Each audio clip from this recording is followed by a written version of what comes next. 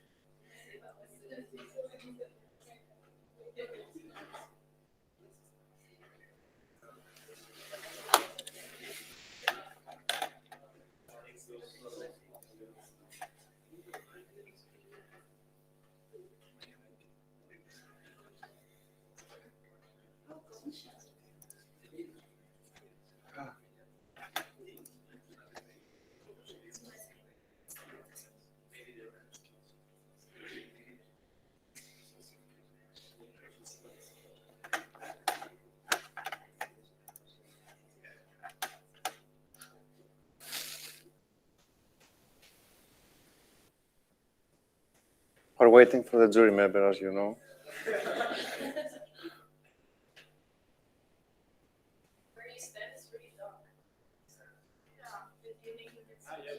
Yeah, but then the contrast will be not good.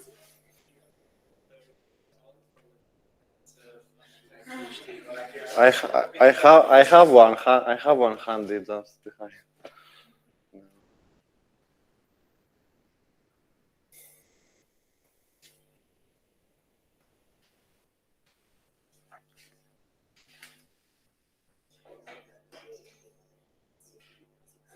Coming.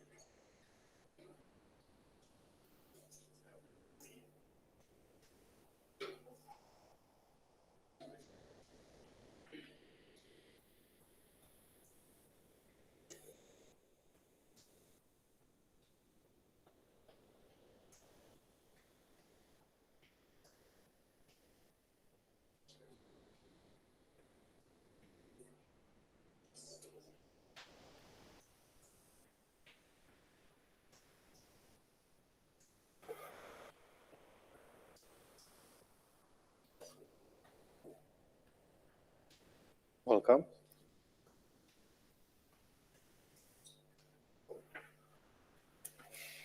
Do you want the mic?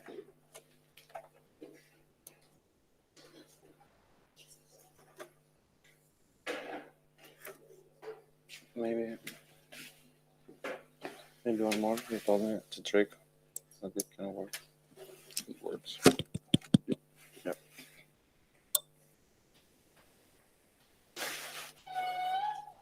A very good afternoon. A warm welcome to Hasselt University, Faculty of Business Economics. My name is Piet Pauwels. I'm the Dean of the faculty. And we're here for a quite formal event. It's basically an exam. That's what it comes to. An exam on a PhD project by Ilias Mokas, this guy, entitled Leveraging the Recent Advances of Virtual Reality and Artificial Intelligence to Analyze People's Preferences for Green Spaces in Urban Settings.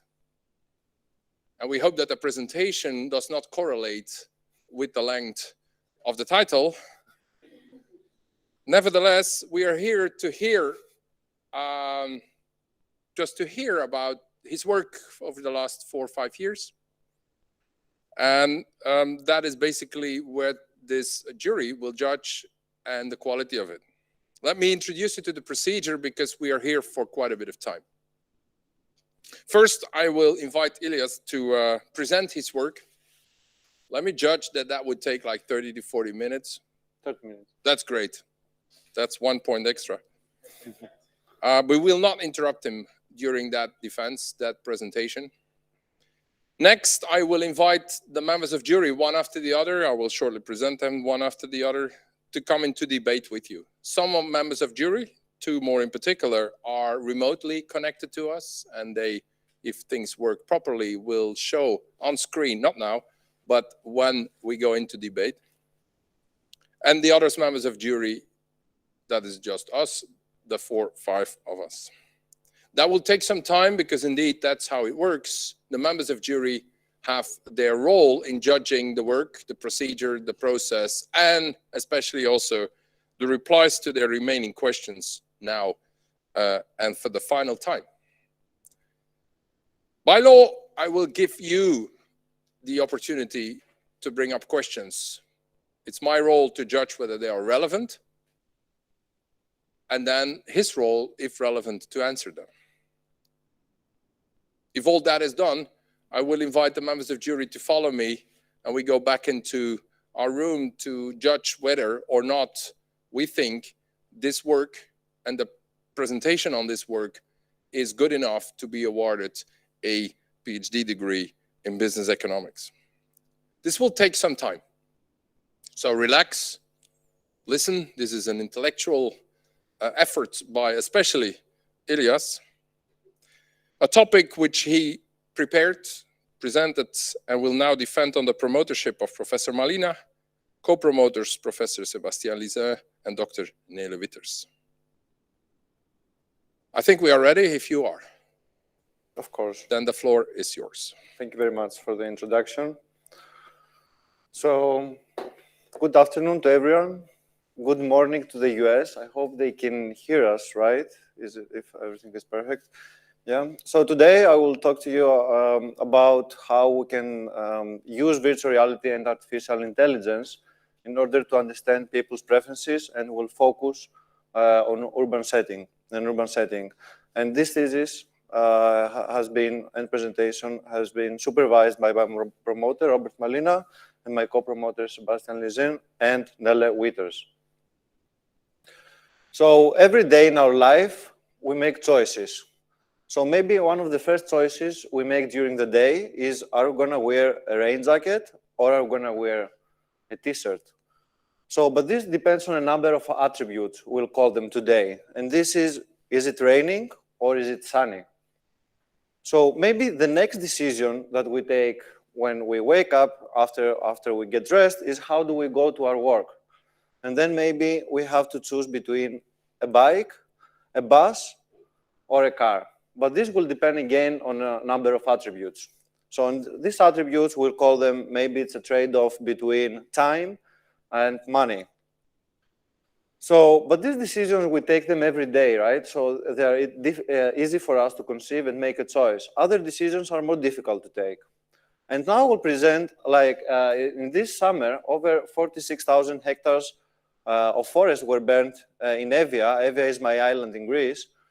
And which looks like this, and to put things in perspective, it's just the whole North Island here. So all this area was burned. But now imagine that the government wants to reforestate this area because there's lots of issues, obviously, with the fires. So now they ask people that they live in the island, like two management strategies. One, you would have to reforestate 10,000 hectares, but this will lead high flood risks, and then people will need to pay in their monthly bill 25 euros.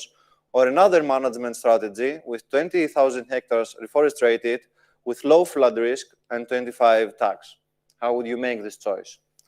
So we thought that how can we use virtual reality and artificial intelligence to decode and improve how people make choices? And that's what we do in this dissertation. So I will drive you now through the chapters. So the presentation is divided in 4 chapters. In the first chapter, I'll speak about virtual reality and respondent certainty. in discrete choice experiments, and then I will compare it to other traditional surveys that have been used until now. In the next chapter, chapter B, I will dig more into respondents' preferences and how their preferences relate to certain attitudes that they have about the environment and urban green. In the third chapter, I will speak about deep neural networks and how they are related with choice modeling approaches. And finally, I will end up with contributions in research, limitations, and future research.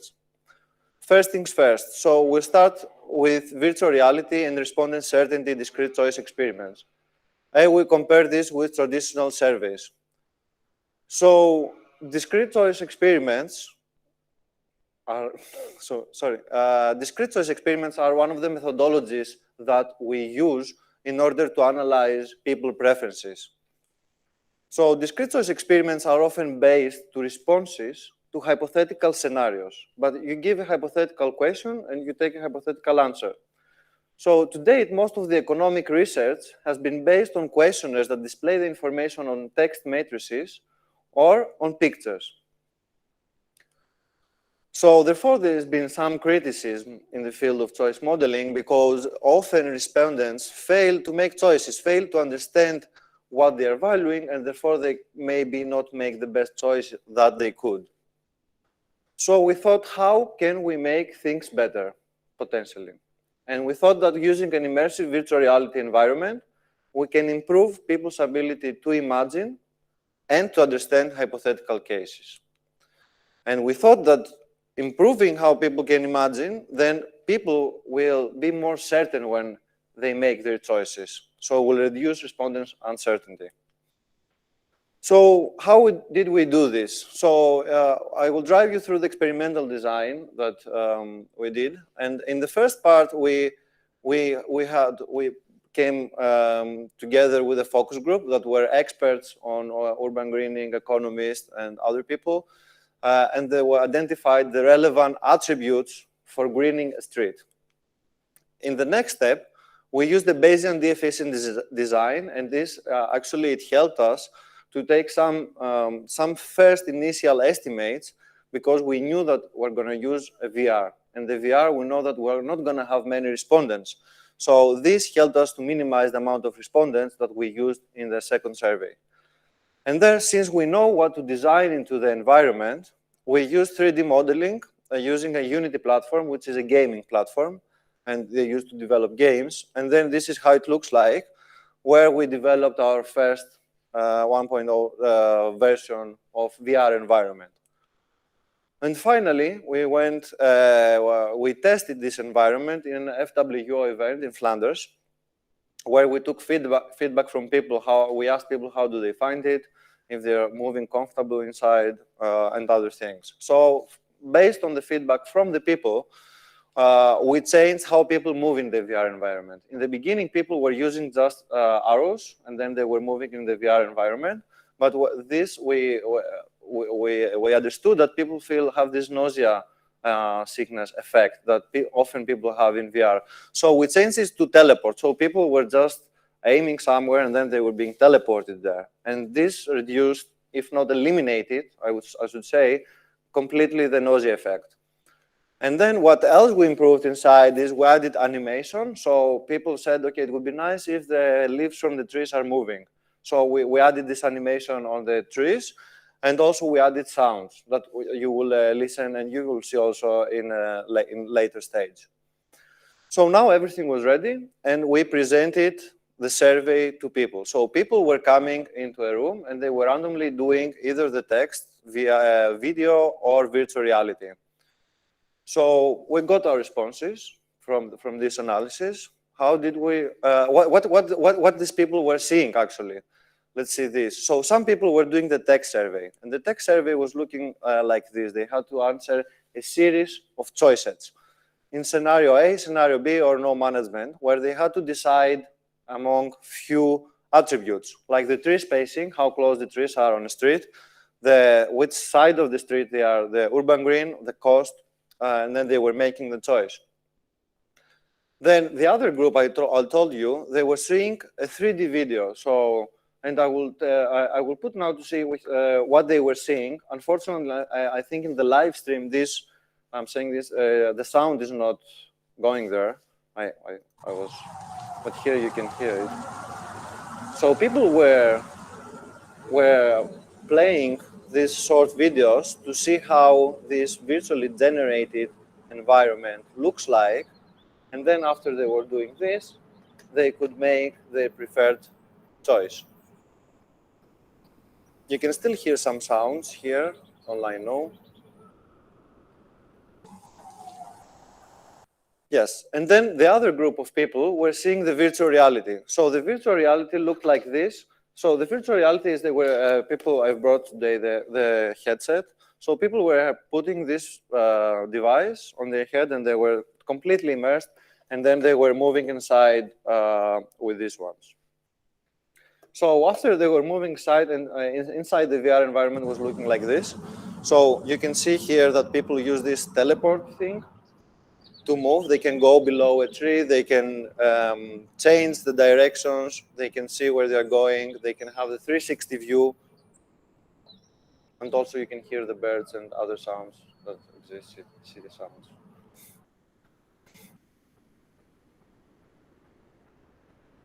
So this was the VR environment. Okay, so now we collect all the data from the respondents and we analyzed. How did we analyze the data? So people were making choices. So the satisfaction that each person gets from the choice, what we call utility for person N alternative A choice at T, is subject to a deterministic part. The deterministic part is the things that we do know, like the attributes, like the green type, the density, the cost, etc. And then a stochastic part. The stochastic part is all the things, all the unknowns, the things that we do not know. So, but I promise to you, like we want to check whether virtual reality improves certainty of respondents, right? So how we did this? We did this with the help of a scale parameter. The scale parameter, what it helps us to do is we set the text control group equal to 1, and then we see how the scale parameter is changing compared to the text survey. And we see that the scale parameter is inversely related to the variance of the error term. So the scale parameter is increasing, the variance is decreasing, and the other way around. So the result of this analysis brings us here, which is like in the x-axis we have the estimates of the scale parameter, and then on the y and on the x we have the text, video, and VR, and we see that from text to video and from video to VR actually we have increasing scale parameter. What this is translated, we have a decrease of the variance of the error term, which this is further translated that respondent uncertainty is decreasing. So the scale parameter is increasing, we see a decrease in randomness of choice of people. But we didn't stay there. Also, we asked people explicitly how sure they are when they answer its choice set. So it's a stated measurement, this. And you see here the certainty scale is from 1 to 10, and again for text, video, and VR. And we see again that on average, people think that they are more sure when they answer in virtual reality. And we see that stated certainty is increasing indeed in video and VR compared to text. Now, another interesting effect that we found is actually that the presentation tool affects willingness to pay estimates. What do I mean with this is that when people imagine the survey, which means when they answer the text survey, they are willing to pay more for many low canopy trees, trees that they don't have. They're not the big trees with a high canopy, but like conifer trees, that they like low canopy trees, right? But actually, when they see the in video or in VR, they see when they see the high canopy, they tend to pay more for high canopy. So what this means is that we have a reversal in preferences when you go from text to multimedia survey, which is an important result. And to conclude for this first part, I will end up with 3 key takeaway messages. And one is that VR is associated with lower error variance compared to traditional method. This means people are more certain. Stated certainty, second, is increasing in VR environment, and visual representation, text, video, or VR, depends how you show your medium that you show the presentation, has an impact on the willingness to pay estimates.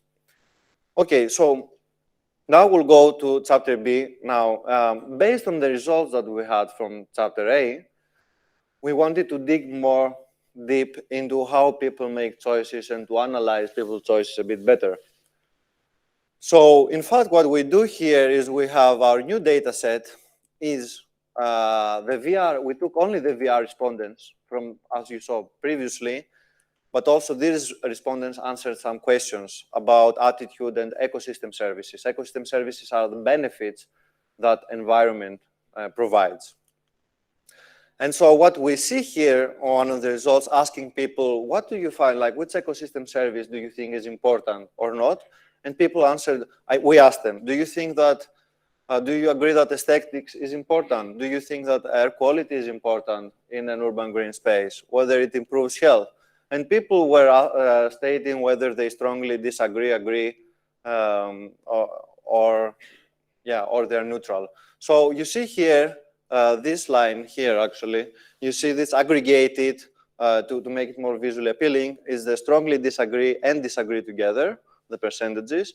In the middle here, you see the neutral, and then the green part is together the agree and strongly agree participants. And we see that massively people agree that aesthetics, air quality, biodiversity, and improved health, like people do believe that actually urban green does improve these things, whether, for instance, they're not being bothered by fallen leaves on the street. Okay, and now what we wanted to do is whether these perceptions about environment, they do have an impact on whether some people make a choice about a green environment, a green street, or not a green street. And to do this, we used, again, a mixed logic model, the one I presented earlier with the utility, with some interaction effects. And what we find is that actually when we interact the alternatively specific constant with biodiversity and cool, only these two were statistically significant, we find actually that people with positive attitude about biodiversity, they're likely to choose a greener street. While people that they think that urban green makes their houses more cold, then they will probably stay with the status quo, which means no urban green. So, three key takeaway messages here. Also, respondents believe that urban green improves aesthetics, health, air quality, and biodiversity. People with positive attitude towards biodiversity, they tend to like greener street. And people that state that urban green makes their house cooler, more cold, it means they will stay with the status quo, which means no green. Okay, and now the last, second to last chapter, actually, I'm going to talk about artificial intelligence. Maybe you are aware about Avengers and this movie. And I will speak more specifically about deep neural networks and how these work together with choice models. Okay, so what are the deep neural networks? The deep neural networks is a subfield of machine learning, which is further a subfield of artificial intelligence. And what are, in fact, the mathematical models that are inspired by the human brain and its biological neuron systems. So why artificial intelligence? Why now? So the last years, the recent years, is being used more and more. And the answer to this is, when I mean recent years, I mean last decade recently. And why now? It's because the last years we have more data, have massively more data than before, and also have better computers. Like computer systems are way better to analyze this data. So on the one hand, artificial intelligence algorithms, they are data-centric, so they have no many assumptions, they are flexible in parameter specifications, and they can easily, what they're famous for is they can capture easily non-linear relationships. And therefore, they are good for predictions. That's where they've been using, for instance, for image recognition, for speech recognition, for recommendations that you are all familiar with, I guess. But they have also certain limitations, and they are considered as a black box because often people find hard to understand what's happening inside these artificial intelligence algorithms. On the other hand, choice models, they are theory-centric. They have very robust theory behind them. And they require lots of assumptions. They are based on very strong axioms. And one needs to specify the utility. Otherwise, maybe you can get to wrong results.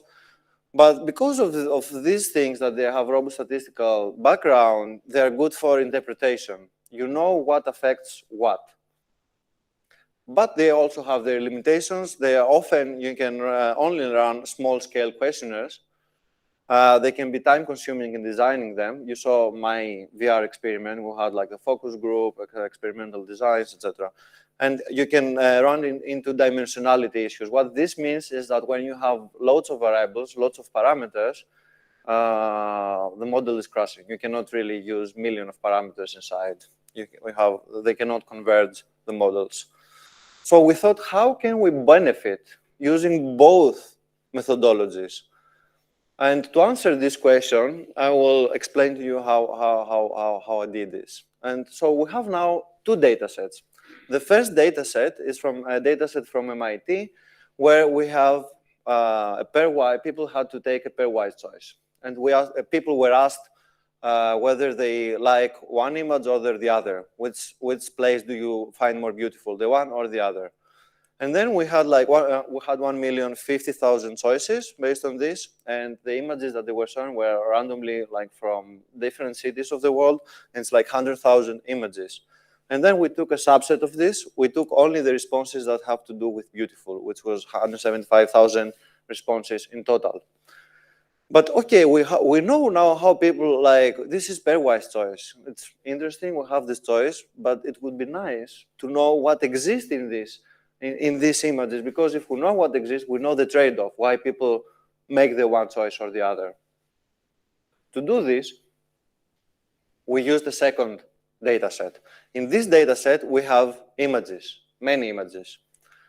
But also, we have the annotation of these images. So it's the semi-manual process, which is, again, a data set from MIT, that they have figured where a human is, where a desk is, a bed, a car, the sky, etc., all these attributes, right? So we have this data set. How this data set works now is like we have an input image, and we have also the annotated image. So we know the classes in the image. We know where the humans are, where the cars are, where the trees are, etc. And now how do we predict? We use this black box I told you earlier that works with this. And let's open this black box to see what's happening inside it. So in this black box, we have the input image, we have the output, and then these kernels that you see here, in fact, what they do is they go and they scan the image, and they start in the first layer to understand some shapes. It's like where you see someone coming in the dark, but you don't know exactly who it is. And then in the next layers, the more it's learning the network, it's starting to understand better the images. Okay, so let's open this black box a bit more. And what we see here, no, I'm joking. That was a joke. Okay, let me explain to you how this mathematics work visually, because also the presentation today is about that visually helps to understand, right? So imagine that we have to train a network that there are only two attributes inside. We have only a tree and a car. So the network in the beginning doesn't know what is a tree and what is a car. So when we want to optimize a function, when we want to minimize this cost function, we start somewhere in the space. And then the more we train the network, what that means is the more we feed the network with many images of cars and many images of trees. And each time, through a backpropagation process, it starts to understand where the car is and where the tree is. So we minimize this function here, which is the predicted versus the true points, the distances. So now we have trained our network, we have minimized, so the network knows the weights. So what do? We have a new input image. It goes again through the network, which is from Zhao et al. It's not my network. And then it predicts. It gives us where the car is and where the tree is, etc. It finds all the attributes inside. So it looks something like this. So now I know what exists in its image. I know that it's 15% green, 20% sky. So this is naturally leads us to the next step, which is to combine the two data sets. So in the first choice, I told you earlier that people were making this pairwise choice, right? So they were making, but before we didn't know what exists in these images. Now, through the deep neural network, we know what exists in these images. And so this is our new database. We combine these two databases. So this naturally gives us to a choice model that allow us to understand the trade-off, why people choose the one or the other, how do this correlate, in fact. And then this is why we named it as a DNN-informed choice model, because it's a choice model that is informed by a deep neural network that finds the attributes in the images. So what we find is that green and blue is positive and statistically significant. And not only this, we can find how much more is green than blue. It's more than 10 times, 8 times. And gray and sky have a negative coefficient, which means that people, they don't really choose images with gray and sky. So we find the relative importance of the attributes. This is what this table shows us, the relative importance of the attributes when people make choices. Okay, so we spoke about how, like, using a DCM, and we saw, okay, we have interpretable results. We know the trade-offs. We know how important is that we have a coefficient. We know how important is this. But also earlier, I told you that AI has been used recently, and it's good for prediction. Okay, so now we are interested into identifying how much predictability can you sacrifice for prediction in order to get interpretable results, results that you can take decision on easier. So to do this, we have our database, and now we build another neural network. It's not the neural network than before, it's a second neural network, but this time it's not used for finding attributes in images, but is used to predict choices of people.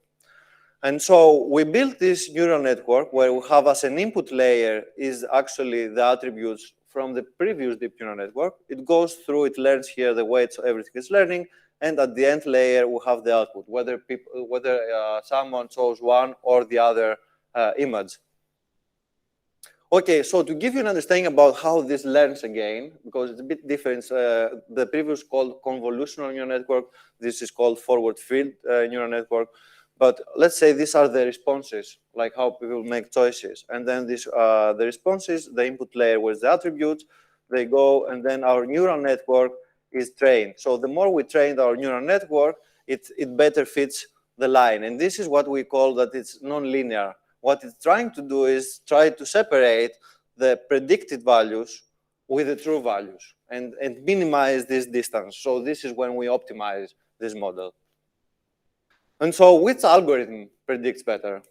So we find on the y-axis, you see the percentages. On the y, we see different accuracy metrics that we use. And it's accuracy, F-measure, precision, and sensitivity.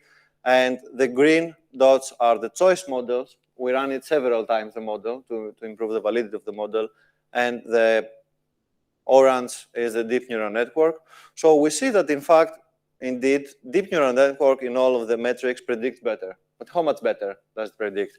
We see here is 62%, whether here we see 64, 65%. So it's around 3% better predicts our deep neural network. So maybe two here, key takeaway messages. The DNN-informed choice model can be flexible in parameter specification. And why I'm saying this is because in the beginning, through the convolutional neural network, we can find attributes in the images, but we can find many, many attributes. So it can be flexible because now that we have found it, someone else can take it and make another combination of clusters of attributes of images to answer a different research question. And we find out that the standalone deep neural network, like the deep neural network and the deep neural network, the sequential one, outperform choice model in the performance matrix. However, the DNN-informed choice model can elicit interpretable estimates. We can identify how big the coefficients are. And we have a relatively small predictability sacrifice to do this, which is around 3%. And now we're getting to the last chapter where I'm going to talk about contributions of my research, limitations, and avenues for future research. And we provided the first empirical evidence that an immersive VR environment does not only increase individual certainty with the scale parameter explained earlier, but it also changes their choices. So people are, given the medium that they use to maybe answer a questionnaire, they maybe change their choices. And together with attitudinal data, we can elicit what maybe motivates individual to make these choices. Another contribution regarding the AI is that we show that DNN informed choice model can be flexible in the utility specification. You don't need to be from the beginning specifying it, or you can be flexible later on changing it, and can estimate the relative importance without a prior experimental design. And we do this using big data. And finally, we can elicit interpretable estimates with small predictability sacrifice. So one of the limitations of the VR headset, as you can see here, is that you can only see and hear. So this may disrupt like how people experience reality, because in the reality we can also smell, we can also touch. So future research maybe could include a VR environment that people could also taste, smell, and touch. And this, I suspect that it will improve the immersion and people will make even more close to reality choices.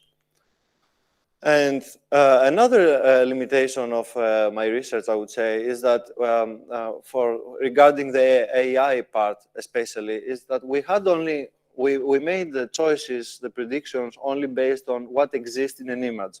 However, people's choices, it's way more complex than this. And also, they are based on complex psychological, sociological factors, what would be nice, and other contextual variables would be very interesting to capture these effects as well.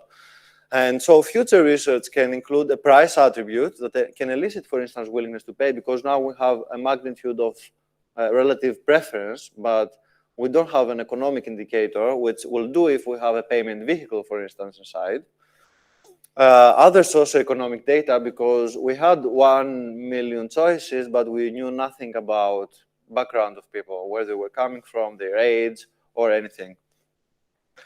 And finally, we could include a sense of place data, like place identity, because when people live somewhere, when they make choices, they feel attached to this place. They have certain bond with this place, and this can play, this have a significant impact on how they make choices. So place identity, attachment, and place dependence variables, as latent variables, can be included. This can have a significant impact, and this will allow us to understand better the heterogeneity of human preferences and therefore take better decisions with regards to policy. That was all. Thank you all for your attention.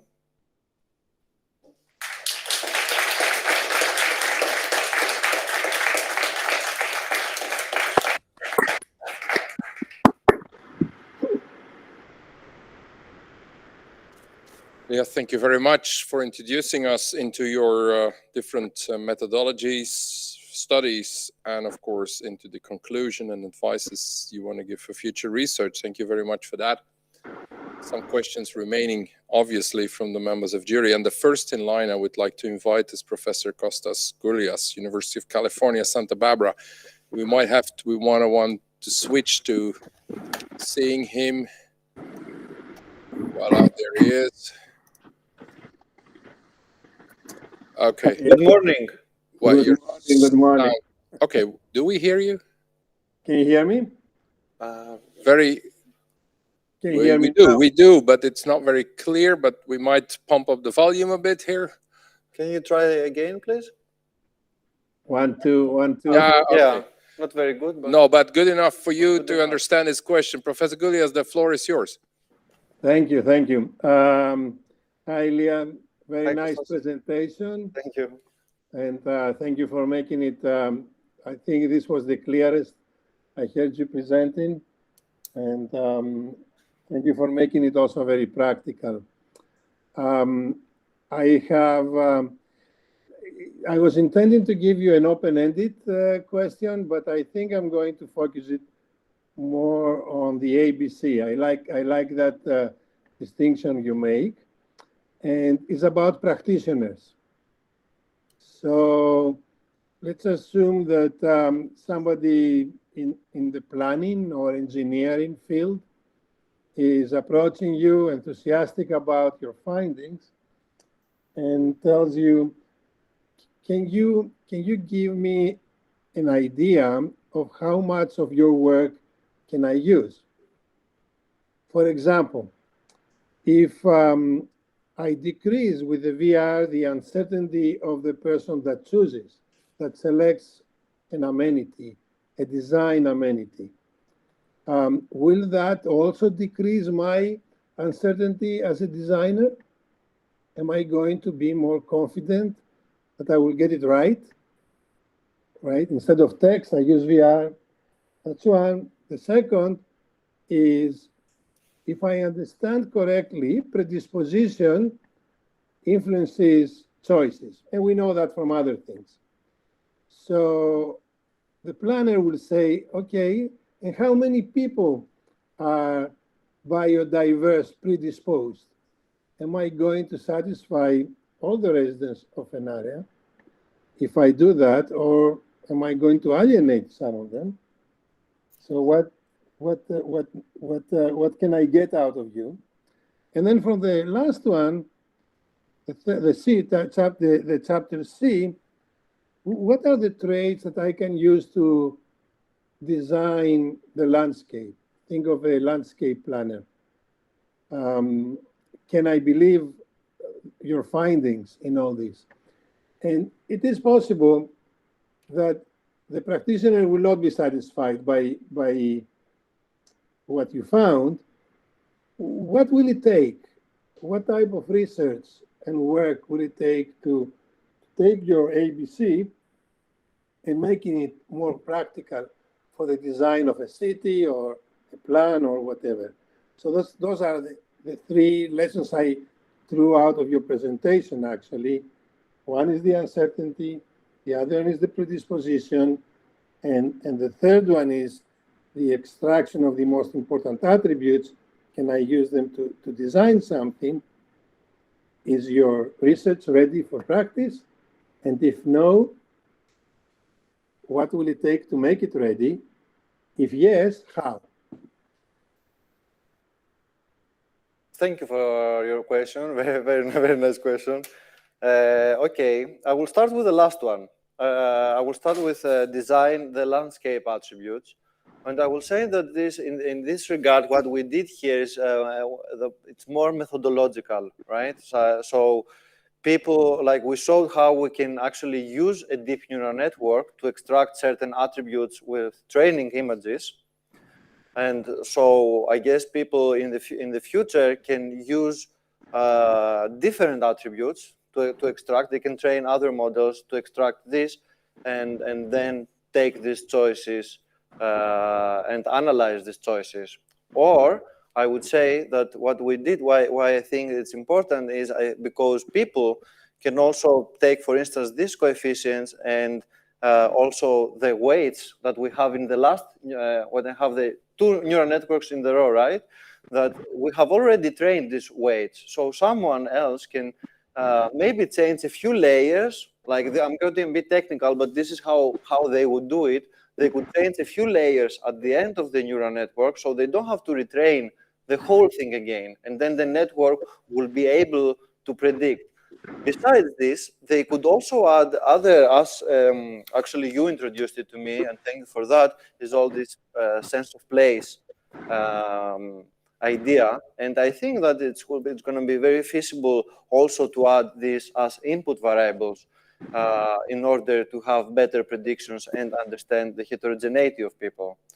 So to sum it all up, I think that training this model it's a first step, but people can take and change some layers at the end and continue retraining according to the preferences or the aims they have for some specific reanimation strategy in a certain specific area. It's not like a general coefficient that we have until now.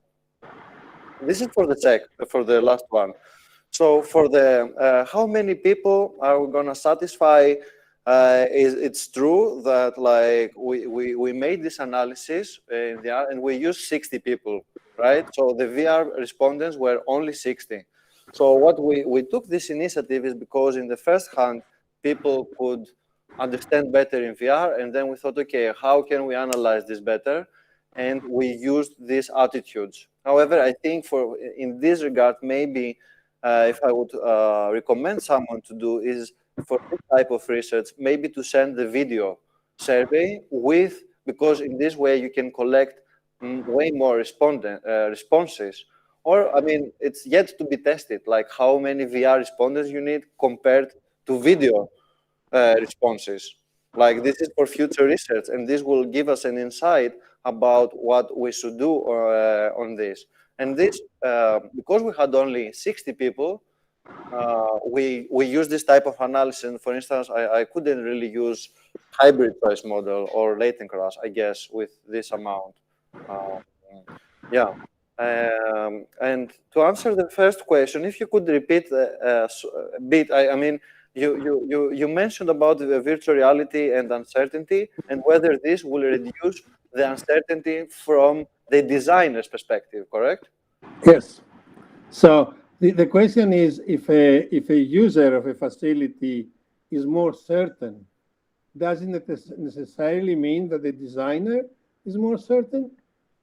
Okay, so I think the question is reversed, like to my perspective at least. It's like the designer designs. So it's in the first hand is what he wants to show, what he wants to present to people. So if he wants people to understand what he designed better, then I assume, I mean, what I'm showing to my research at least is that it's better to do this with VR than with, for instance, a text. If, let's say, a simple example, if they ask like, do you want green windows or yellow windows for a building? Like instead of explaining them, people in VR, maybe we show at least with this first empirical evidence that people can get a better understanding of this. If I'm answering your question correctly, if I understand. Maybe. All right. Thank you. Thank you very much.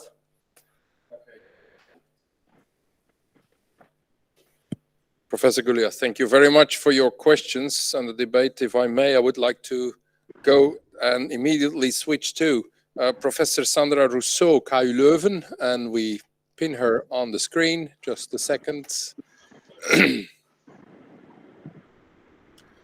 Voila, your full screen now, Professor Rousseau. The floor is yours. Please do. Okay, thank you. So I also enjoyed very much your presentation. I think it was very clear what your work was in your PhD. So I have a question that you very briefly already mentioned in your response to the previous question. Mainly, so I was wondering about, what should I do? Should I start using VR? Because clearly it has benefits, because it makes choices better or easier to understand for participants. But there are also costs. You clearly need technical expertise and you need time. And, if I'm honest, I don't have both of either of them. So I was then also seeing that the number of respondents is currently quite limited for the VR treatment, as you just mentioned. And so I was actually wondering if I can just get more respondents, but doing discrete choice experiments with pictures or maybe a video, would that compensate for the fact that I'm not using VR? Because in theory, having a higher sample size will lead to a lower error variance, and that seemed to be the tricky point when it came to comparing the VR DC discrete choice experiments with the other ones. So I was wondering if I could just compensate by getting a larger sample, especially because the sample would then become more representative for the whole population. Because representing everyone in Flanders with 60 people is clearly not correct or very difficult to achieve. So if I have 1,000 people, I'm probably closer. So I was wondering about that. And then as a small follow-up on that, I was thinking maybe I'm just, getting old in a sense, and that this lack of expertise in creating VR is just a temporary problem, because I've listened with interest to the development and the creation of this metaverse, which is a whole virtual world. And people are already spending, thousands of dollars just buying virtual lands. And if you look at it, market research, they say that this metaverse will become a key tool for doing market research. So maybe, in the very near future, in the next 10 years, this virtual reality will indeed become the standard for researchers in choice modeling. So I was actually wondering how you felt about that. Do you think this is really going to be the future? And in the transition phase, maybe how should we decide this? What kind of guidelines could you give us on when is it really worthwhile to use VR, and when can we, go for the old-fashioned way? Okay, thank you very much. Thank you for your question. It's indeed very, very interesting question. And what I would say is that whether VR is going to happen in the future, I think there's like the last years, like a lot of investments there, right? So this will, now it's not broadly adopted, so you cannot, for instance, get many responses. But I guess in the future, like in 10 years, not in the very far future, people will have headsets or something similar to headset, which we don't know yet, I guess, and then they can see this VR environment and they can interact. And so this goes according to how much companies are investing to it. For instance, you spoke about Metaverse, which is from Facebook, and now they have invested loads of money there. So they don't want to lose there. And I think this with marketing, etc., maybe it will become more broadly adopted. Now, with regard to your question on whether it's useful for everything, virtual reality, no. Like, I guess when you want to present something, when people have to make choices with regard to visual things, and and maybe try to decrease some kind of biases that exist in choice modeling. So in choice modeling, one of the most important, it's a hypothetical bias, that people make some choices. They don't reflect the choices that they make in choice model, because we speak about hypothetical scenarios. They don't reflect the choices that they would do in their real life. So where we use virtual reality, for instance, people, and also this gain-loss asymmetry that Bateman has shown from his paper in 2009, is that people can have better perception. They can maybe understand better the scale of the objects. So I would argue that this has to do more when it works with senses. On the contrary, if you have to make a choice in a choice experiment about which vaccine works better, and then people have to see the trade-offs, you can just make a choice based on the text that you read, because it's something that's not visually, or you don't include some of the senses. Yeah, and regarding the first part of your question is also very interesting, and I think this is an avenue for future research as well. And I was wondering if I had more time, I would really like to do it, which is to see actually this virtual reality, how it is compared with the video or the pictures, but in terms of number of respondents, because maybe you need like. Of course, distributing pictures, like in a questionnaire online, you can have thousands of responses very fast, and you can have a representative sample, etc. But on the VR, on the other hand, you can reduce biases of like types of hypothetical bias, improve ecological validity of your model, and all these cases. So maybe making different groups and seeing how these relate between different number of groups, with how many people you need inside, will give us insight in the future on which one is the best to use eventually, and for which cases. Yes, so maybe I can have a small follow-up. You keep saying that using VR is good to reduce hypothetical bias, but I have teenagers in the house who play video games or virtual games, and I do hope they do not behave in reality as they behave in the games. You know, they destroy things, they kill people. So I think there's still a hypothetical bias present. Okay, yeah, interesting. But,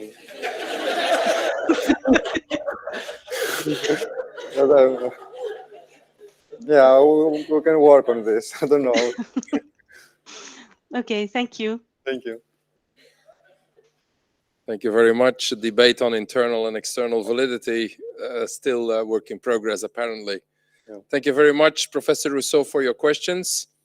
Maybe we can unlock again, because we now go to the internal members of the jury, and that we just keep the privacy of the audience. Thank you. Next in line, if I may, is Professor Wim Arnef, Universiteit Hasselt, member of committee. Floor is yours.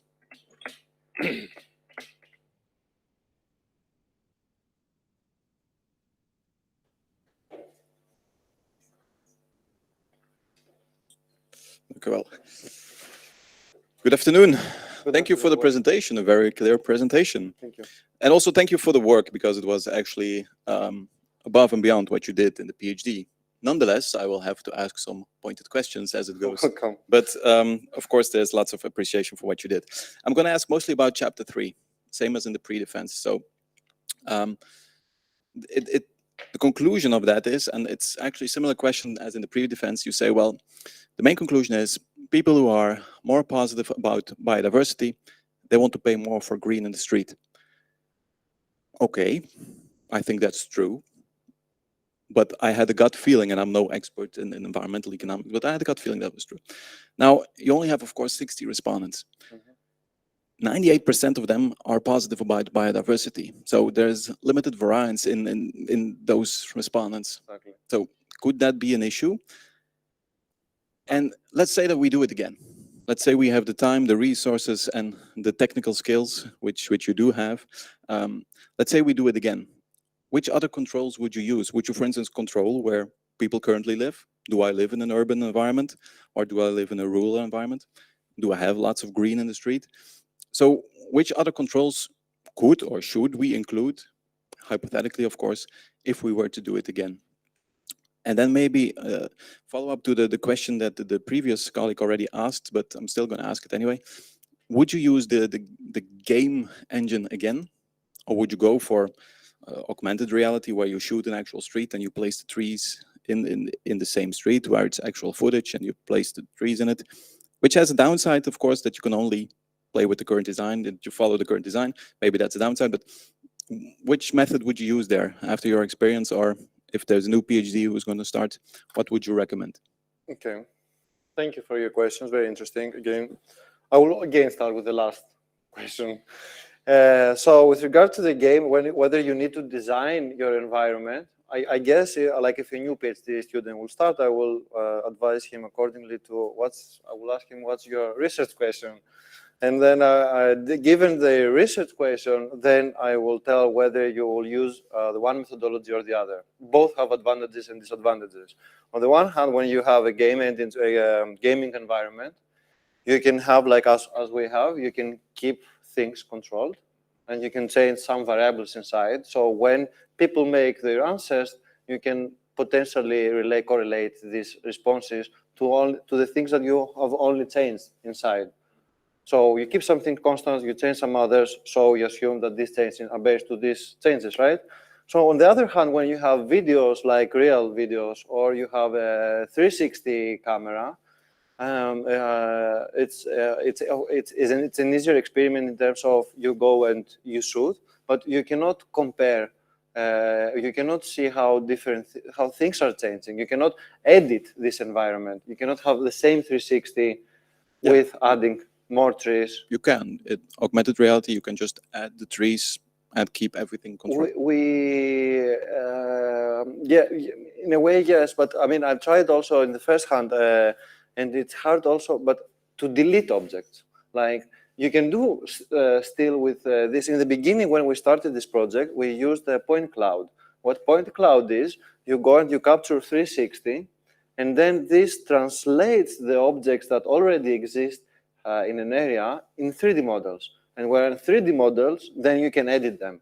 you can delete a car that exists on the street. But this, I think technology is not there yet to be flawlessly and smooth transition to do this editing. It's too heavy computationally.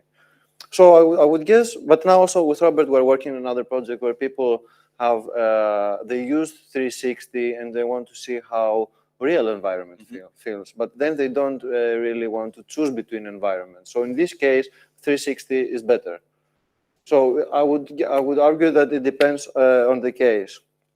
And then about the variables, it's very true what you said, that we don't have enough variability. For if you don't have variability, it's like 98% people prefer green. They think that aesthetics, right? But like, and then when we made the interaction there, we find no impact. That's so. I would somehow try to change these questions to get more variability in my data.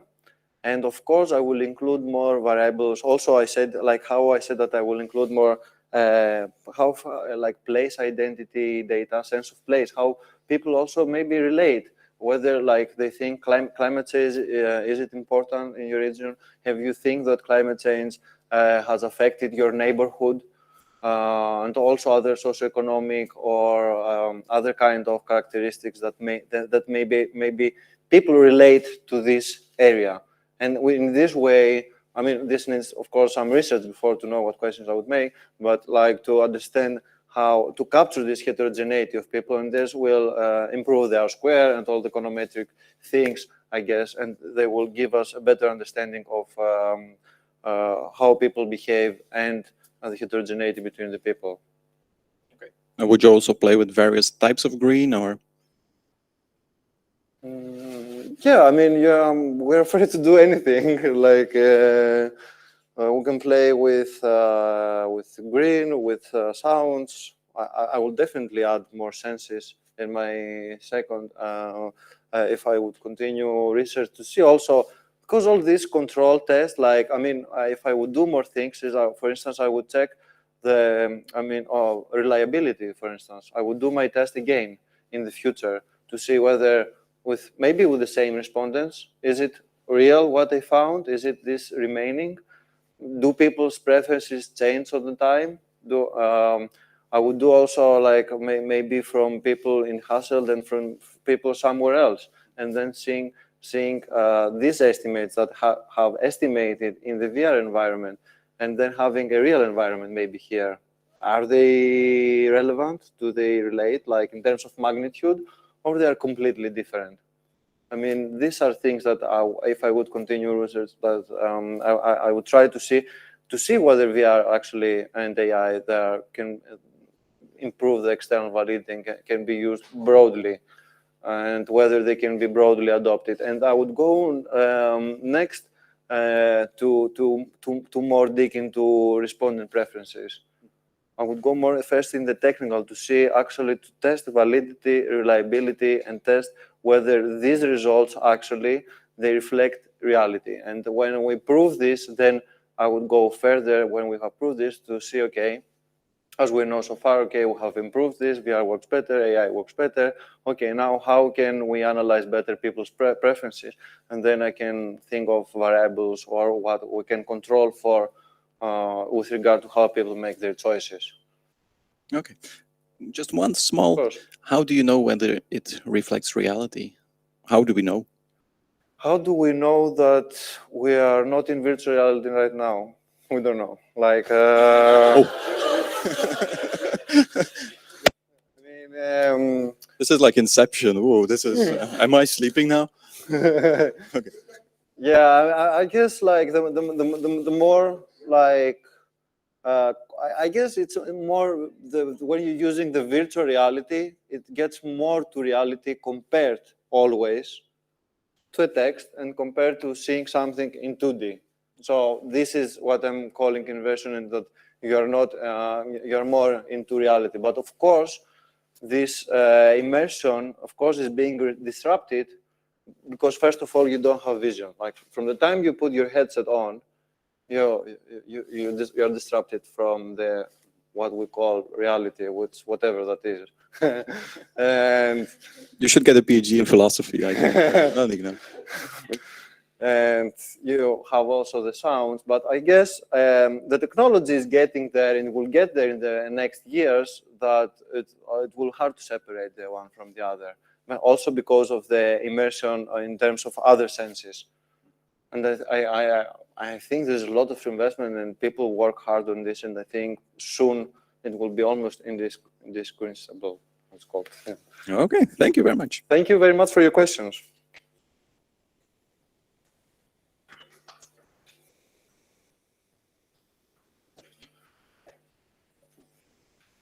Professor Manev, thank you very much for your questions. And indeed, you stand in line with some other great Greek thinkers debating the point of what is reality. Thank you very much. Ladies and gentlemen, we're going forward. Next in line, if I may, is to invite Dr. Nele Witters, co-promoter of this thesis, a member of the jury.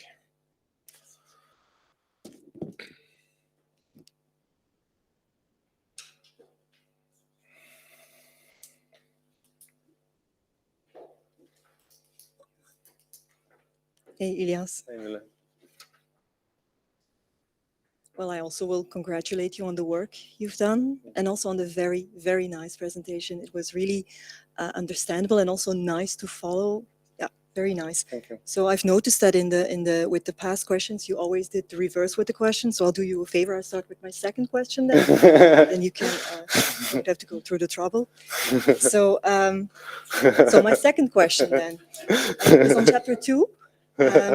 So you find that the willingness to pay of the respondents for the different greening options, that it changes then with the presentation format, right? So that this sometimes even also changes the rank order for the different greening options. I think you want to go, if you're searching for the slide 32. Oh, thank you. Yes, I took notes. Thank you. So I was wondering if you can explain as to why these specific willingness to pay differences are occurring. So for example, the willingness to pay for the option that has many high canopy trees is increasing by a factor of 3 between text and VR, while for many low canopy is decreasing by a factor of 2. And for instance, not much change occurs for the both side option. So could you explain why these, these changes, these differences occur? Okay, just to make sure I understand correctly your question, like you mean about the, I'm just trying to understand the magnitude that you say, which is like, so from text to video and to VR and the reverse. Yeah. So I will start with the other question that you haven't asked.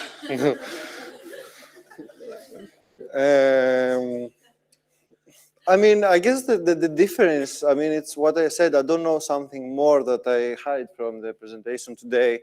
Like, I guess it's like, just like the presentation mode that people use, this changing their preferences, but I really am not sure how I could answer, like whether the one is changing on magnitude of 2 and the other decreases on magnitude of 3. I think just modeling thing. It's not something certain that has an impact on, I think just like how the data was and how we analyzed it. Yeah. I'm not sure I understand the question very well and whether this is the question exactly, but you can clarify more. Yes, so you do see a difference, right, between the different willingness to pay for the, so for example, the willingness to pay for the option that is many high canopy trees is many a difference of 3, right? Many between text and VR, more or less, right? Yeah. And while the willingness to pay for the many low canopy is decreasing by a factor of 2. So if you could explain why there's this difference, because you did not do that also not in your presentation that you gave today. Ah, okay, yeah. I think it's just because people, when they imagine, like in the text survey, they imagine how high canopy trees are and how low canopy trees are. Even though we give a very broad explanation in the beginning that like low canopy trees are the conifer trees and high canopy is like this platinum thing. So I guess when they imagine it, they are not willing to pay much because they think, like when they imagine the high canopy, like for instance, in the text, they think that it's not nice, they're not impressive maybe. But when they see this here, we see that with regard to text, people think that this will make a street nicer, that to not have a lot of trees and leaves. But instead, when they see it on VR, as the pictures that we saw earlier was with high canopy, people, they are more amazed by this. And maybe this here to highlight maybe something that is related to how these visual things work. And it could be like potential, like some biases that I have to acknowledge this, that there can be also some potential biases on how you design your VR environment yourself, and whether this, you as a designer, maybe you have added your own bias inside, and you have to be unbiased into that. Oh, yeah, okay, yeah. Okay, I'll move on to my first question then. Well, it's the one of artificial intelligence and choice experiments there, the chapter 4. Mm-hmm. Well, this was very new for me. So you write that the emergence of large data sets, such as the street level data set that you used, and that the emergence of AI can provide additional tools to measure the perception and value that residents place on urban environments. So I was wondering about the value part. So you also indicated that in your presentation as one of the shortcomings that in the future one might need to add the cost attributes or price attributes, is what you said. So I was wondering, so how would you do that then? So what would this future research then look like? What would you do exactly then? Okay, so like when people make the choices, like as I showed you earlier, I would just include an additional attribute. Let's see where we are. So yeah, I mean, like how choice modeling works is that people, they have to choose one or the other. I would just add a payment vehicle here down there as another addition, and then that I would make sure that people see it. I wouldn't make it with small letters here. I would make sure that people they don't bump into problems like attitude, non-attendance, etc. And then, when people make choices, I would have this in my data stored in order to be able to analyze. And there, dividing actually these coefficients that we took now, because now we have only coefficients, but if we have also coefficients for the potential price that doesn't exist there now, but it could be, and then we can divide these two and have a willingness to pay, which it can allow us to have this estimation of willingness to pay at the end, to have this to be more economic relevant. Thank you. Thank you very much.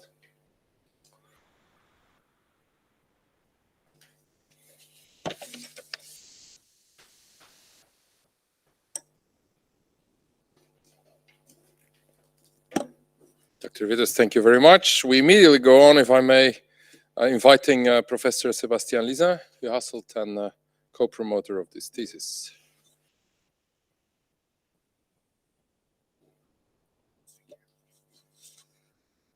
Hi, Ilias. Thanks, I loved your work, and I also loved having our heavy debates even after 9 o'clock in the evening. Same here. But I also still have some questions. I'm not going to tell you all of them, so you cannot choose which one you answer first. So my first question for you is, can you clarify exactly what the image segmentation deep neural network results in? So what Definitely. it actually quantifies, and accordingly, how you interpret the coefficient that results from the choice model. So to answer the first question, we have here we have the images, right? When in the beginning, when we have images, we just have images. How the segmentation works is someone has manually or semi-manually has put that these 10,000 pixels here, they're human. These are again human. This here is a sky, and this here are a tree. So what we do, in fact, is we make labels from the respective photos. So we have a photo, means nothing Then we do this, so now we have labels, so we know what exists. And doing this, like we do this with a neural network, like this convolutional neural network. What we do, in fact, is if you take all these kernels here, they go, so you see this is three-dimensional because also an image is also three-dimensional because it's three colors. So they go and they scan the image like this, and then at the end they bring a value. In the beginning, the neural network starts with random weights. They don't know what it is. But then we saw at the end of the network, look, here it's a tree, but you said that it's a car. Okay, then they're trying to minimize with the gradient descent accordingly. It goes back the neural network with the backpropagation process.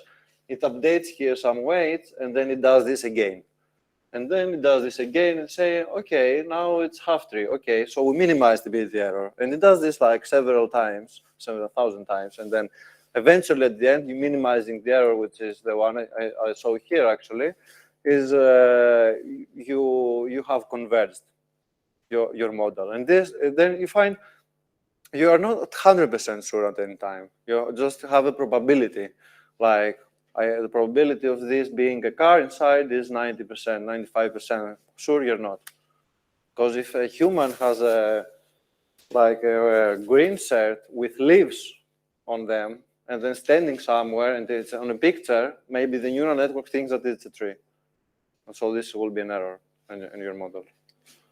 Okay, but so basically, what is then the output of the annotated picture? It is... The annotated picture is used to train your network. Yes. So in any case, what exactly are you feeding the choice model based on the output of the deep neural network? Okay, so what I'm feeding I'm feeding, nice question. I didn't explain this in my presentation. So we find all these separate elements in the pictures. We find also the trees, the cars, the poles, the buildings, the sky, all this. So based on literature, we find that the most important attributes in terms of high scale are these ones. It's gray, where we clustered all together, like the buildings and the streets, the sky, the green, where we had all the green inside, like whether this was trees or small bushes or a park with green. Non-permanent objects, which are the cars and buses and trains. The blue, that it's could be lake, can be other elements, and impervious surfaces like big massive surfaces. So we finding all these elements, then we recluster them in other groups. And this is also it's relevant with what I say that it's that you can use your model, this model, the first one that we built, for different options, because someone else can take our model now and say, okay, I want to bring together only cars and bikes. So they can make only class of this. And then we can examine this in a choice model that we find here. So the choice model that we find here, we find the relative importance of these attributes according to people's changes. Yes, but, so I'm going to ask my question again. Mm-hmm. What are you feeding into the discrete choice model? The classes of The classes. And how are classes being measured? In percentage of pixels. Percentage of pixel of the percentage of pixels of the picture, right? Of the picture of its class, so, yeah. You have fed on picture A, gray has 20% of the pixels, right? Something like that. So basically, how do you now interpret the coefficient? Now we know what is actually being fed to the model. How do you read the coefficient? Okay, I would treat this model that, like, if, for instance, because like if we increase the gray pixels of an image by 1 unit, which in this case is 1 pixel, then the utility of a person choosing this image will decrease by this amount. I will not say 0.1 because it's not linear. So this is how you do explain this. And then my question is, so what can we do with this interpretation? Can we use this in practice? How useful is knowing what the increase with 1 pixel is in real life? And that's why my question relates to what Kostas asked in the beginning. Okay. So what this means is that, like, something that pops up on top of my mind is that, like, if you're a politician, for instance, and you say, okay, we have to make a decision, and then you're going to see, we're going to increase this 10%. How much satisfied or dissatisfied would be the people of building something new in the neighborhood or adding more plan? This is something to see, like, how people behave. This is what we explore, the people's preferences. And this could relate to several things. Now this comes in my, or like a company, or like, yeah, like someone that wants to build something and they want to know the preference of the general public, for instance. Thank you. Thank I'm you. going to ask my very final question. So in the end, this part of your work contributes to automated attribute and level definition. Mhm. So my question for you is, what's the value of, where do you see the value of having this for choice modelers? I think this is similar with Sandra's question, and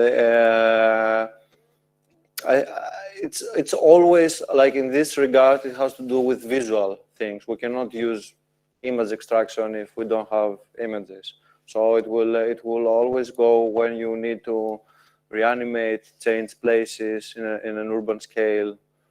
Yeah, so I'm not sure where else, like, instead of something that has like a direct visual impact, would be applicable this choice model. But with this, I mean deep neural network. But the second part, because having like the second neural network, in this regard, like, we used it to predict people's choices, right? And then we didn't have images. Like in this particular case, we had urban green, so we had images, and then we extracted this to identify. But I think it's possible also in the future, and I know, like, from MIT also, the Ben Akiva research group, and also in Leeds, but also in Berkeley, they are working with these three. They're like, now they're working on this, how you can integrate this information in neural networks, and you can have some interpretable neural networks by adding some variables and explaining some of the stochastic part, the parts that you don't know, through a deep neural network, which has nothing to do with images, but with plain input of data matrices that you have in your models. Thank you. Thank you.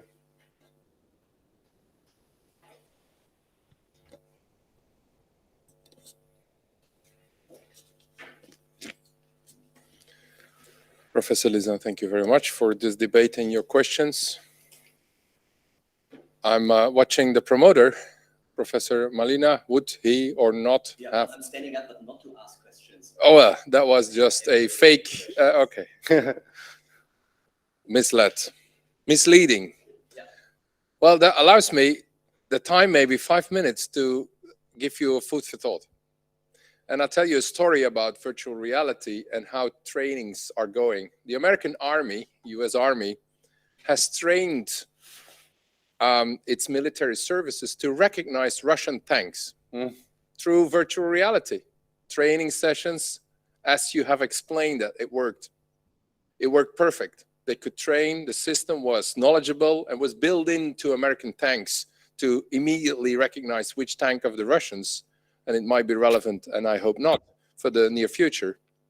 And then they were tested in real life, because these systems then were installed in tanks, and tanks were, of course, with Russian tanks that have been working in Syria and other, have been opposed to the reality. And in reality, nothing worked. Nothing. Not a single guess or measurement was correct. The training seemed to be wrong in reality. And they came across why? Because the neural network trained itself not so much on the tanks, but on the context.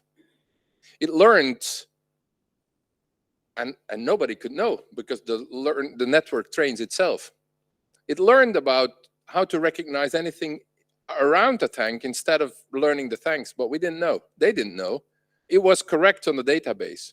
Unfortunately, this database was built in winter, and all context and nature and all the green around was without leaves. And now in reality, in real situations, real pictures, and then reality even, the context became different. And the neural network collapsed totally. It could not recognize tanks because it never learned to recognize tanks. It learned itself to recognize the context around the tanks and learned through that and then made hits perfect. What's my point here? This is a real story. Neural networks train on external validity, but not on internal validity. There is a problem, there might be a problem that because of not being knowledgeable, choice models might miss intellectual power if they are trained the way you discuss.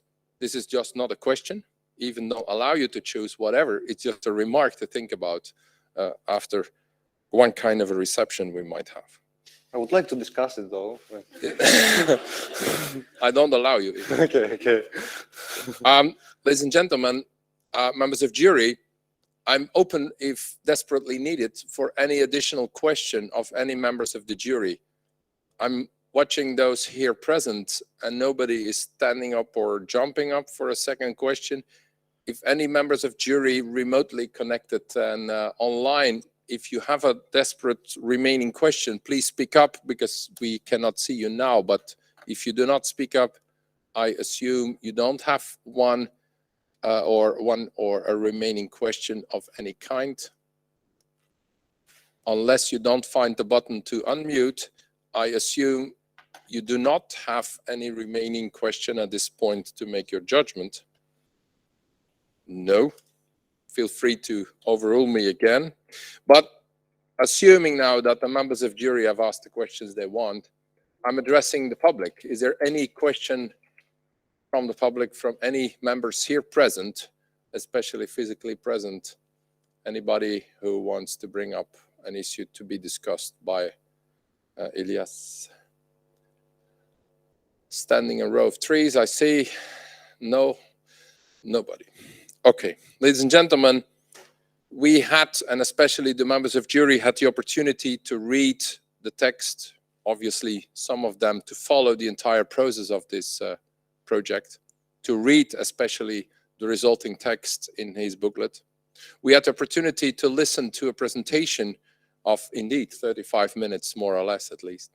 And then members of jury had the opportunity to take and to bring up questions and to go into debate with you. And that should, by law, even be enough to make a judgment. So I would like to invite now all members of jury to follow me and to make our minds and to make a judgment. And I promise you, in any case, we will come back.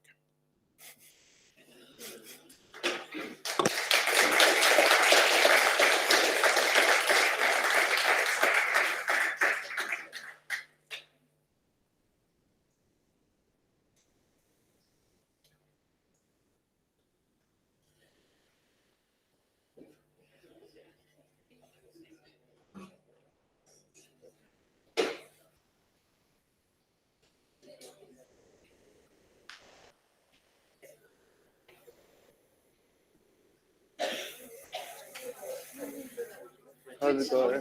Thank you. Well done. How did it go? Huh? Good. Did you record it?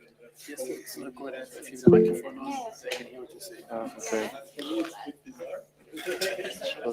No.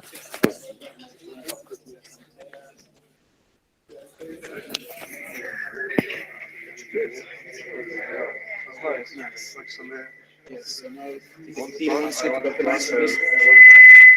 The last question though. For the times. Yes,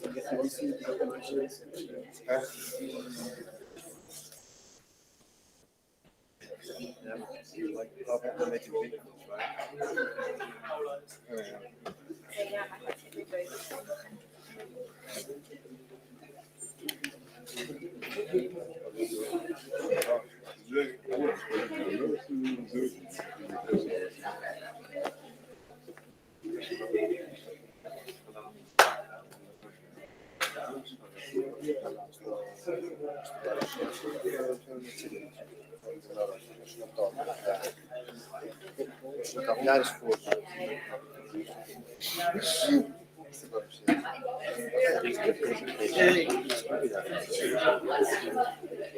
How are you? Nice to see you.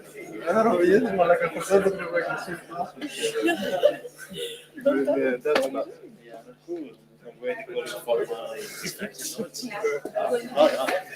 probably in June.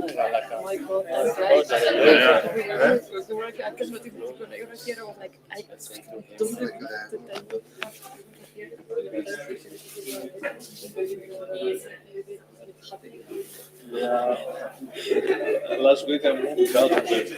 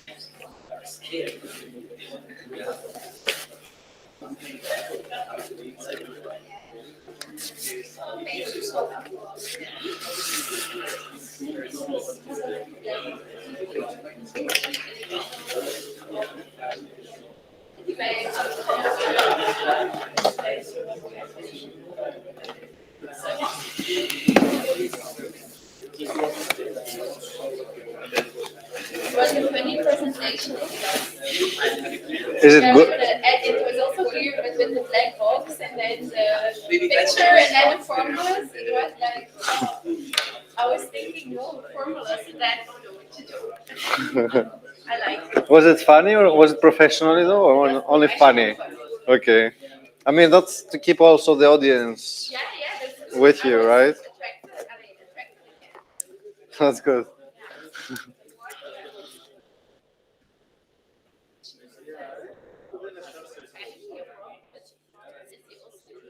My father and my brother, yeah. Ah, no, my father is the other one. Yeah.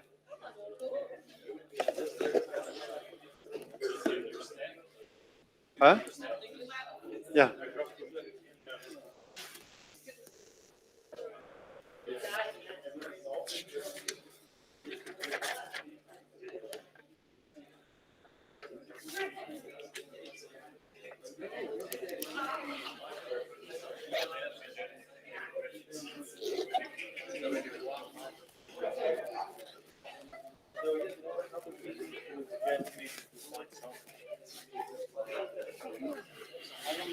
Merci beaucoup.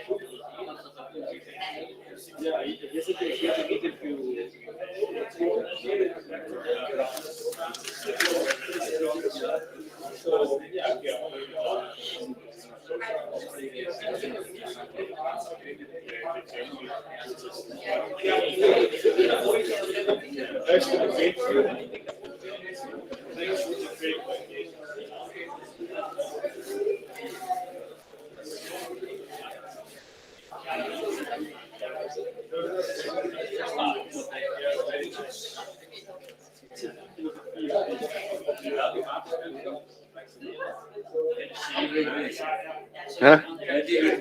Thank you. It was fun.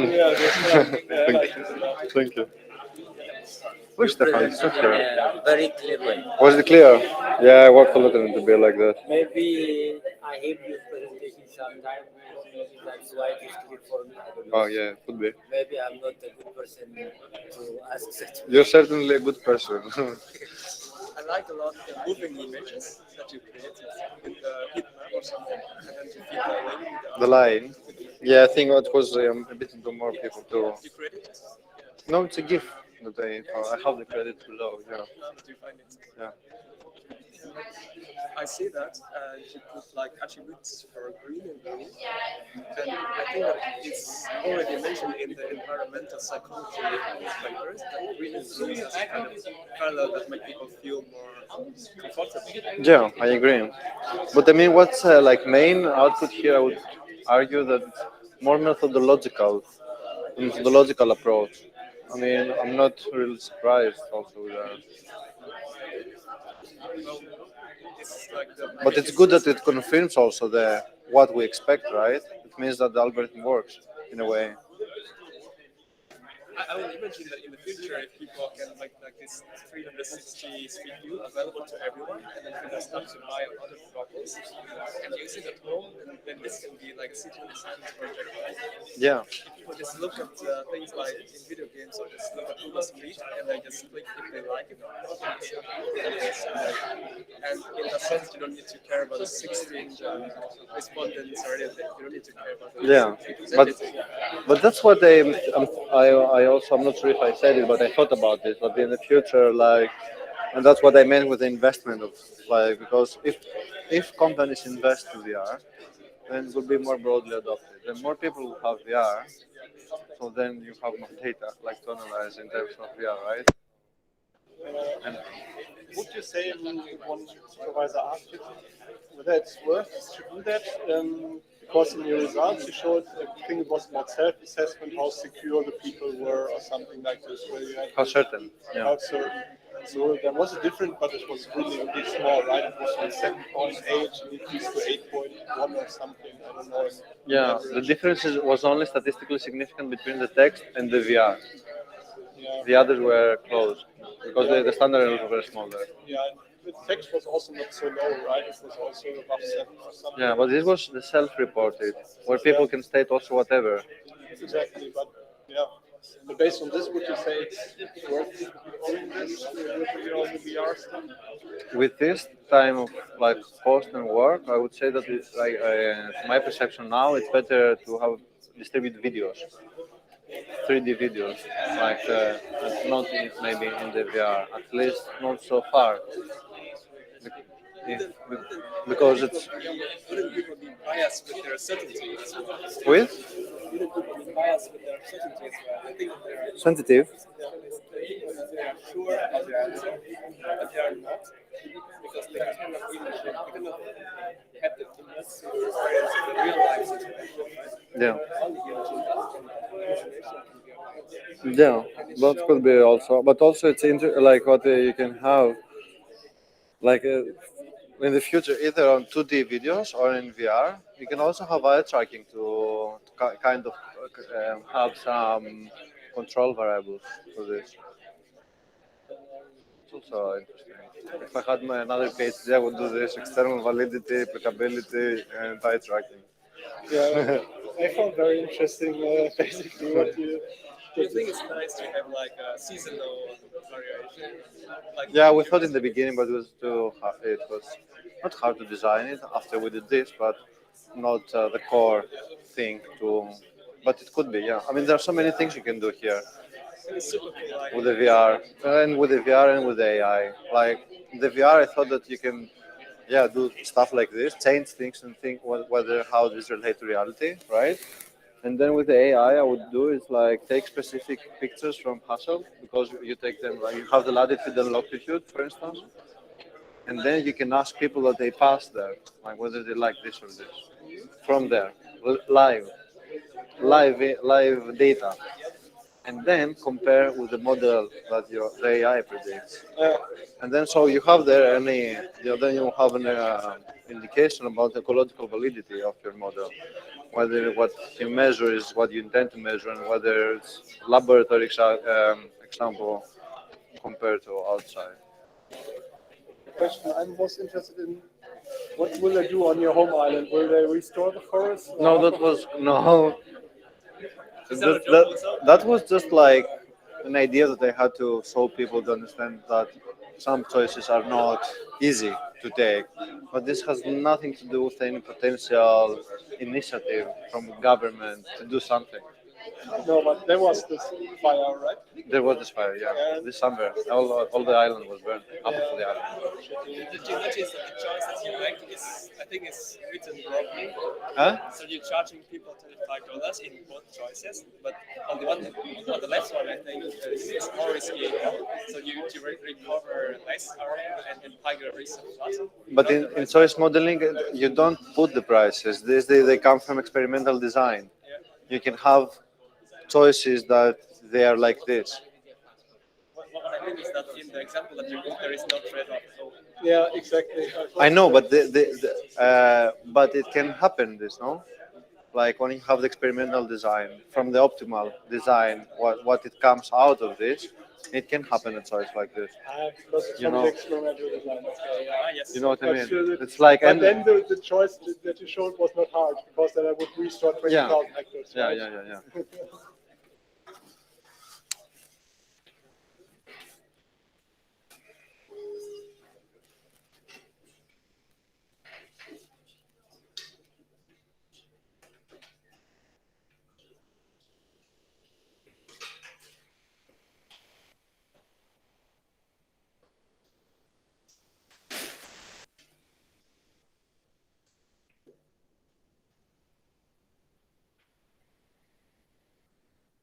Ladies and gentlemen.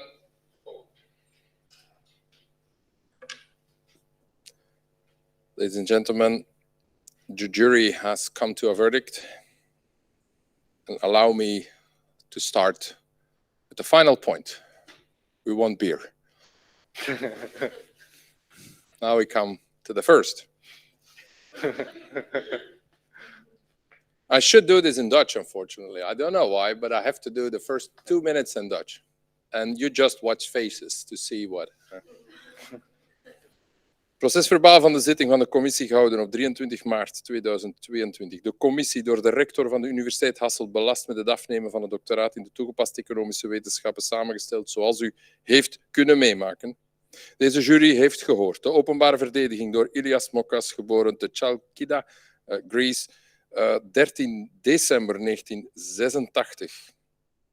And I switched to English, of his thesis titled Leveraging the Recent Advances of Virtual Reality and Artificial Intelligence to Analyze People's Preferences for Green Spaces and Urban Setting, the jury eventually has decided to award him the degree of Doctor in Business Economics.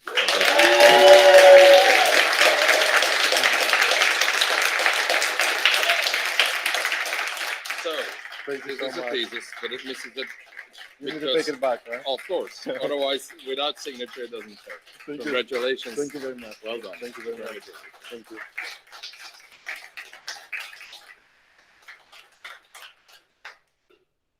As it is proper habit in university and academia, I give the floor to the promoter for a laudatio.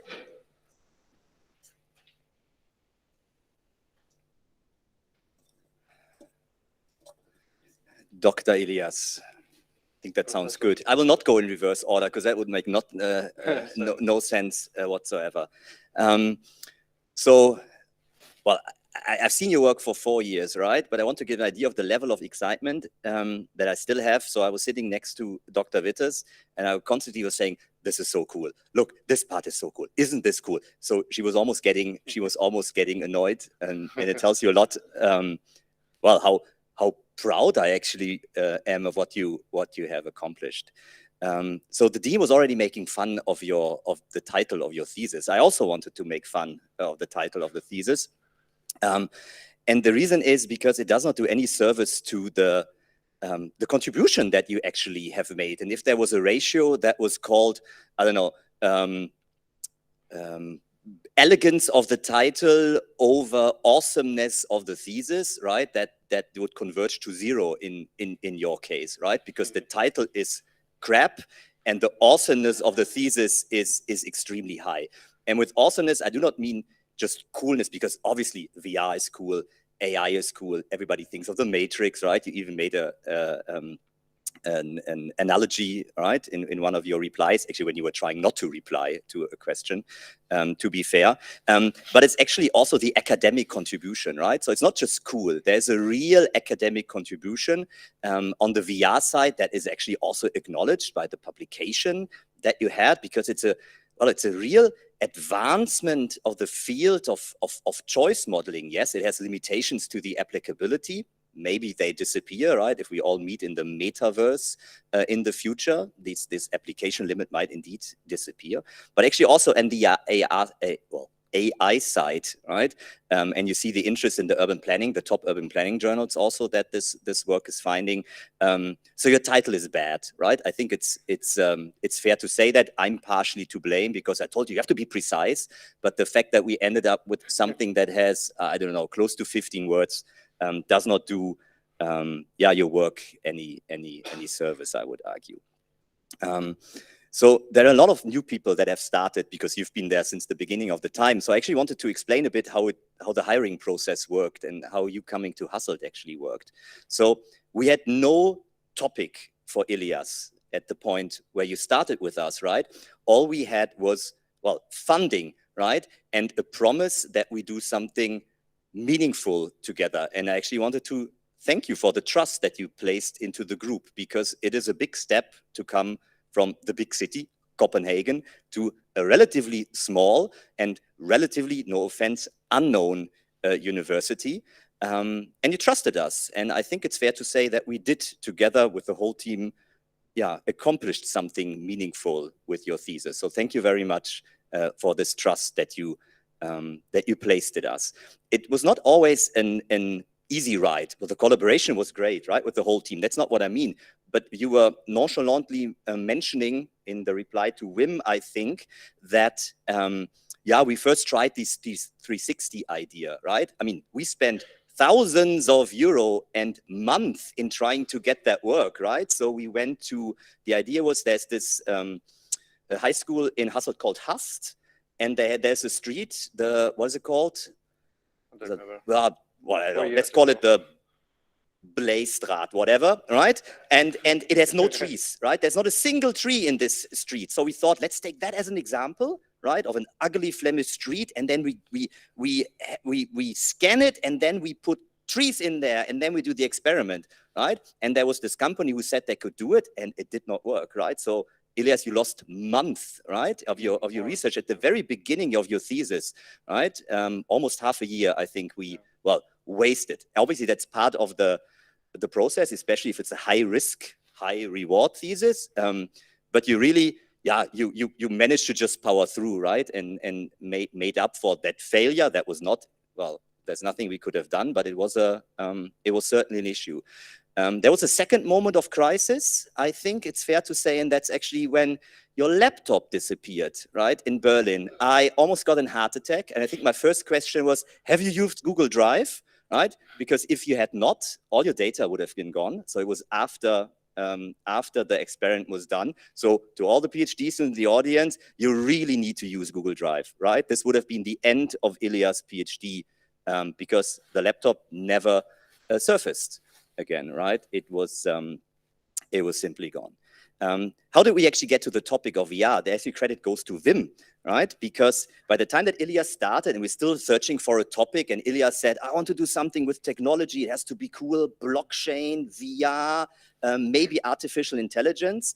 Wim had the idea of the court bias VR experiment, right? And then we somehow made the link and said, well, we can also do that in environmental economics. So the credit for the idea actually goes to Wim here. And then we managed to do VR. We managed to do AI.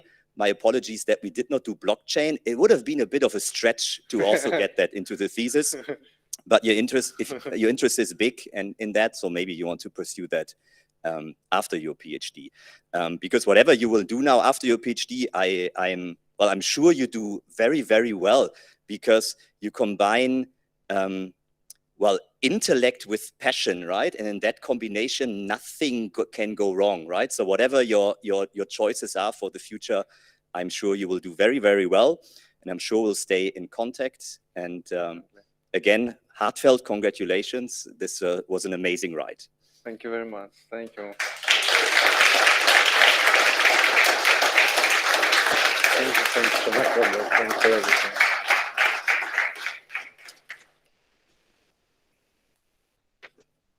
I also have a small thing to say. It's not as nice like Robert, but so της παιδείας εμέν ρίζε πικρέ, η δε καρπή γλυκής, Aristotle said. In free translation, this means that learning requires hard work. However, the reward, that is knowledge, is a wonderful gift. This lifelong gift is thanks to the support, advice, and encouragement of the people that surrounded me all these years. I wish to express my enormous gratitude to my supervisor, Robert Malina, that has been guided me through the world of research. And it has been, as he said also before, it's like really honest, like an honor and pleasure to work with all this time. I would like to thank Sebastian, whose intellectual eclecticism has inspired my own intellectual development. I would also like to express my immense gratitude to the members of the committee for their valuable advice. Special thanks go to Professor Goulias, with whom I was fortunate to work with for the last 3 months before Christmas in the UCSB. I would also like to thank my colleagues, friends, for their endless support and friendship. I have enjoyed the free exchange of ideas, criticism, and constructive discussions. To conclude, and since I'm not going to win an Oscar anytime soon, or let's say the probability is very low, I would like to thank my family for always supporting all the decisions that I've made. Thank you for all these unforgettable moments. Dank je wel.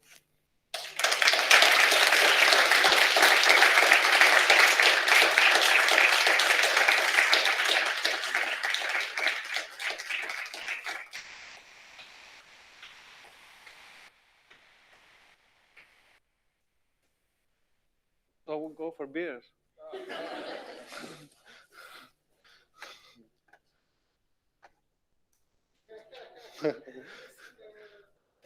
Thank you. Yeah. Just to say, it will be sent to you. Thank you very much for everything. No, you're It was nice.